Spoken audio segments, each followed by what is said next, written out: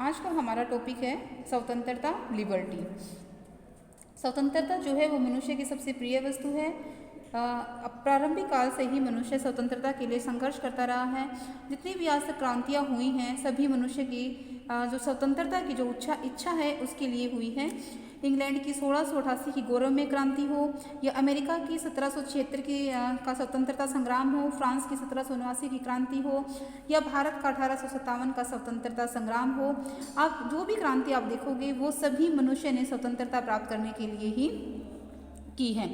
रूसों ने स्वतंत्रता, समानता और भ्रातृत्व भाईचारे का नारा दिया था, जो फ्रांसीसी क्रांति का मुख्य आधार बना था। भारत के महान जो विद्वान थे और जो महान स्वतंत्रता सेनानी बाल गंगाधर तिलक ने कहा था कि स्वतंत्रता मेरा जन्मसिद्ध अधिकार है और मैं इसे लेकर ही रहूँगा। स्वतंत्रता का अर्थ क्या होता है? स्वतंत्रता अंग्रेजी भाषा के शब्द लिबर्टी से बना हुआ है। अंग्रेजी भाषा के शब्द की उत्पत्ति जो है वो लैटिन भाषा का एक शब्द है लाइबर से हुई है। लाइबर शब्द का अर्थ होता है बंधनों का अभाव, यानी बंधनों से मुक्ति। इस तरीके से अगर इस शाब्दिक दृष्टि से हम स्वतंत्रता का अर्थ देखें तो स्वतंत्रता शब्द का अर्थ होता है बंधनों का पूरी तरीके से न होना, या बंधनों का पूरी तरीके से अभाव, वही स्वतंत्रता कहा जाएगा। स्वतंत्रता की क्या परिभाषाएं हैं? टी.एच. ग्रीन ने स्वतंत्रता की सटीक परिभाषा देते हुए क्या कहा है कि करने योग्य कार्यों को या भोगने योग्य वस्तुओं को भोग करने की सकारात्मक शक्ति ही स्वतंत्रता है। यानी जो कार्य करने योग्य हैं या जो वस्तुएं भोगने योग्य हैं उन्हीं को भोगने या करने की जो सकारात्मक शक्ति है वही स्वतंत्रता है। इसी प्रकार प्रोफेसर लॉस्की स्वतंत्रता की परिभाषा देते हुए कहते हैं कि स्वतंत्रता का अर्थ उस वातावरण की उत्साहपूर्ण रक्षा करना है जिसमें मनुष्यों को अपना उज्ज्वलतम स्वरूप प्रकट करने का अवसर प्राप्त हो।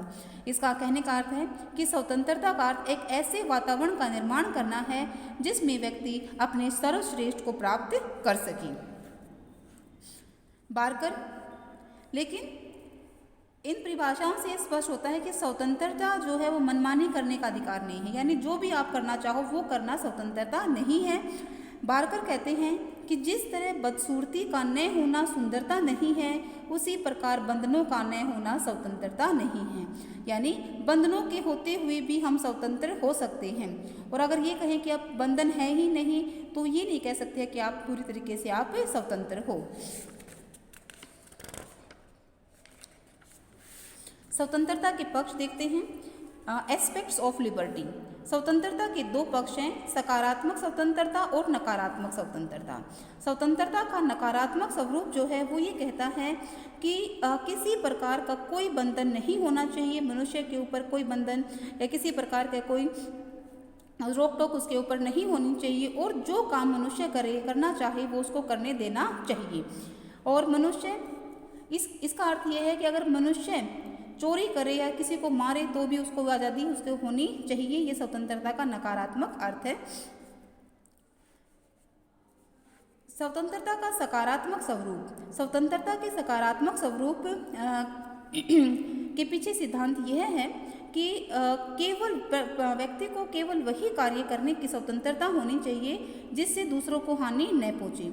उसकी हानि पहुँचाने वाले कार्यों के ऊपर प्रतिबंध लगाया जा सकता है। इस प्रकार नकारात्मक स्वतंत्रता क्या कहती है कि व्यक्ति के ऊपर किसी प्रकार का कोई प्रतिबंध नहीं होना चाहिए। व्यक्ति अपने भले बुरे को खुद समझ सकता है और व्यक्ति के ऊपर कोई प्रतिबंध, किसी प्रकार की रोक टोक उसके ऊपर नहीं होनी चाहिए, और जो व्यक्ति वो करना चाहिए उसको अपनी इच्छा अनुसार वो कार्य करने देना चाहिए। जबकि सकारात्मक स्वतंत्रता क्या कहती है कि मनुष्य को केवल वही कार्य करने की स्वतंत्रता होनी चाहिए जिन कार्यों को करने से दूसरों को हानि नहीं पहुंचती है। स्वतंत्रता के अलग अलग रूप हैं, अलग अलग प्रकार हैं। पहला है प्राकृतिक स्वतंत्रता। प्राकृतिक स्वतंत्रता वह स्वतंत्रता है जो मनुष्य राज्य की स्थापना से पहले प्रयोग करता था। कुछ लेखकों के अनुसार व्यक्ति को प्रकृति द्वारा स्वतंत्र पैदा किया गया है और उसे हर कार्य को करने का अधिकार है, और उसकी किसी भी कार्य करने की शक्ति पर किसी प्रकार का कोई प्रतिबंध नहीं है। विद्वान रूसो ने अपनी पुस्तक सोशल कॉन्ट्रैक्ट में विचार व्यक्त किया था कि मनुष्य स्वतंत्र पैदा होता है परंतु प्रत्येक स्थान पर वह बंधनों में बंधा हुआ है। प्राकृतिक स्वतंत्रता का अर्थ है कि प्राकृतिक अवस्था में जब किसी प्रकार का कोई राज्य, कोई सरकार नहीं थी, तब भी व्यक्ति पूरी तरीके से स्वतंत्र थे और वो अपना काम अपनी इच्छा अनुसार कर सकते थे और वो किसी भी कार्य को करने को पूरी तरीके से स्वतंत्र थे। ये सकारात्मक, ये है प्राकृतिक स्वतंत्रता। दूसरा है नागरिक स्वतंत्रता। नागरिक स्वतंत्रता वह स्वतंत्रता होती है जो एक व्यक्ति को एक संगठित समाज का सदस्य होने के नाते प्राप्त होती है। जैसे भारत के संविधान में नागरिकों को जो 6 स्वतंत्रताएं दी गई हैं वो उनकी नागरिक स्वतंत्रता है, यानी किसी राज्य का नागरिक होने के नाते आपको जो स्वतंत्रता प्राप्त है वो आपकी नागरिक स्वतंत्रताएं हैं। अगला है राजनीतिक स्वतंत्रता। राजनीतिक स्वतंत्रता का अर्थ है कि नागरिकों को अपने शासन में भाग लेने का पूरा अवसर मिलता है। नागरिकों को अपने शासन में भाग लेने की पूरी स्वतंत्रता होनी चाहिए। जैसे चुनाव में खड़े होने की स्वतंत्रता, वोट देने की स्वतंत्रता, कोई भी सार्वजनिक पद प्राप्त करने की स्वतंत्रता, सरकार और उसकी नीतियों की प्रशंसा, उसकी आलोचना करने की स्वतंत्रता, ये सभी राजनीतिक स्वतंत्रताएं हैं। इसके अलावा है आर्थिक स्वतंत्रता। आर्थिक स्वतंत्रता का अर्थ होता है भूख और बेरोजगारी से मुक्ति, यानी प्रत्येक व्यक्ति के पास इतना रोजगार तो होना ही चाहिए कि वो अपनी मूलभूत आवश्यकताओं की पूर्ति कर सके। मूलभूत आवश्यकताएं रोटी, कपड़ा, मकान, शिक्षा, इस प्रकार के जब ये व्यक्ति अपनी चीज़ों को प्राप्त करने के लिए उसके पास आजीविका का अगर अधिकार है तो वहाँ पर आर्थिक स्वतंत्रता है। आर्थिक स्वतंत्रता के अंदर काम करने का अधिकार, उस काम के बदले में उचित वेतन पाने का अधिकार, काम के निश्चित घंटे, अवकाश पाने, बीमारी, बेरोजगारी, बुढ़ापे की अवस्था में सहायता का अधिकार, ये सब आर्थिक स्वतंत्रता के अंतर्गत आता है। अगला है राष्ट्रीय स्वतंत्रता।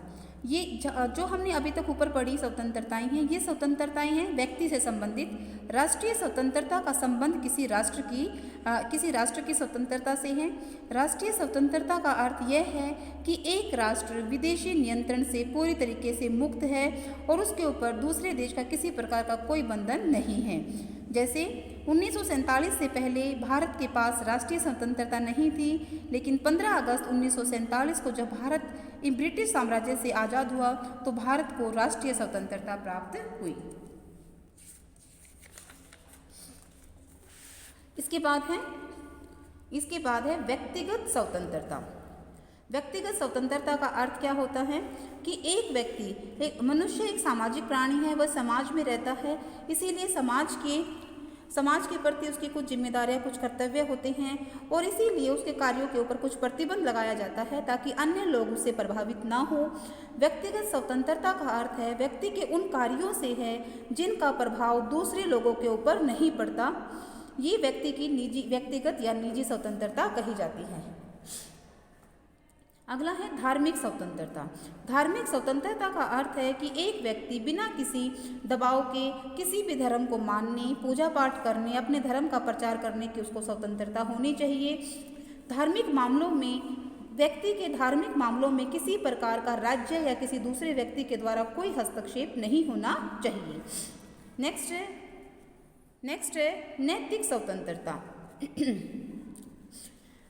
नैतिक स्वतंत्रता जो है ये व्यक्ति के अन्य जो हमने स्वतंत्रताएं पढ़ी वे व्यक्ति की बाहरी परिस्थितियों से संबंधित थी, लेकिन नैतिक स्वतंत्रता उसकी आत्मा से जुड़ी हुई है, उसके मनोविज्ञान से जुड़ी हुई स्वतंत्रता है। नैतिक स्वतंत्रता का अर्थ है कि व्यक्ति अपनी बुद्धि और अपनी विवेक के अनुसार काम करे और दूसरे व्यक्तियों अपनी बुद्धि अपने विवेक के अनुसार काम करे और उसके अनुसार निर्णय ले सके। ये व्यक्ति की नैतिक स्वतंत्रता होती है। हमने पढ़े ये स्वतंत्रता के प्रकार। नेक्स्ट जो हमारी वीडियो होगी उसमें हम पढ़ेंगे स्वतंत्रता के संरक्षक, यानी व्यक्ति की स्वतंत्रता को हम कैसे सुरक्षित रख सकते हैं।